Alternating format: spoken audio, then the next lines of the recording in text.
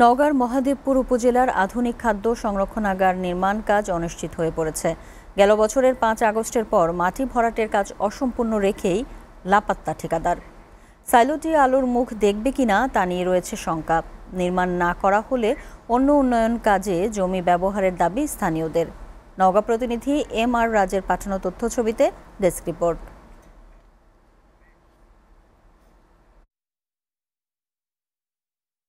নওগাঁ জেলায় খাদ্যশস্য সংরক্ষণে ২০টি খাদ্য গুদাম রয়েছে, যার ধারণ ক্ষমতা ৫৮,৫৭৫ টন। এর মধ্যে অধিকাংশ খাদ্য গুদাম বছরের বেশিরভাগ সময় ফাঁকা থাকে। এরপরেও ৪৮,০০০ টন ধারণ ক্ষমতা সম্পন্ন খাদ্য সংরক্ষণাগার নির্মাণের প্রকল্প হাতে নেয় সরকার। ২০২২ সালের শেষ দিকে নওগাঁ রাজশাহী আঞ্চলিক মহাসড়কের পশ্চিম পাশে জেলার মহাদেবপুর উপজেলার ভীমপুর এলাকায় ১৫ একর জমি অধিগ্রহণ করা হয়। মাটি ভরাটের কাজ ৯৫% হলেও প্রায় ৩ বছর পড়ে রয়েছে, যেখানে এখন গোচারণ ভূমিতে পরিণত হয়েছে। সাইলো নির্মাণ না করা হলেও অন্য যে কোনো উন্নয়ন কাজে জায়গাটি ব্যবহারের দাবি স্থানীয়দের। ধান চালের ন্যায্য মূল্য নিশ্চিত করতে সাইলো নির্মাণ প্রয়োজন বলে মনে করছেন ব্যবসায়ীরা।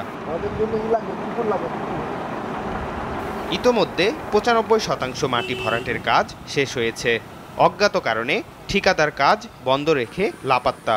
জেলায় সংরক্ষণ ব্যবস্থা পর্যাপ্ত না থাকায় সাইলো নির্মাণের প্রয়োজন আছে বলে মনে করছেন না খাদ্য বিভাগ।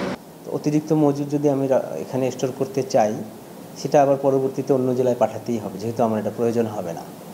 তো সেক্ষেত্রে আমার মনে হয় না যে এখানে আরও স্টোরেজ প্রয়োজন। মন্ত্রণালয় এই বিষয়টা নিয়ে কনসার্ন, তারা চিন্তাভাবনা করতেছেন যে এখানে কী করা যেতে পারে, কোন প্রজেক্ট নিলে ভালো হবে।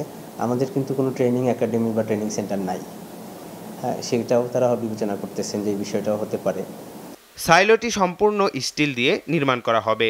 নির্মিত হলে উত্তরাঞ্চলে উৎপাদিত উদ্বৃত্ত খাদ্যশস্য সরকারিভাবে সংগ্রহ করা সহজ হবে বলে মনে করছেন সংশ্লিষ্টরা। SATV news desk.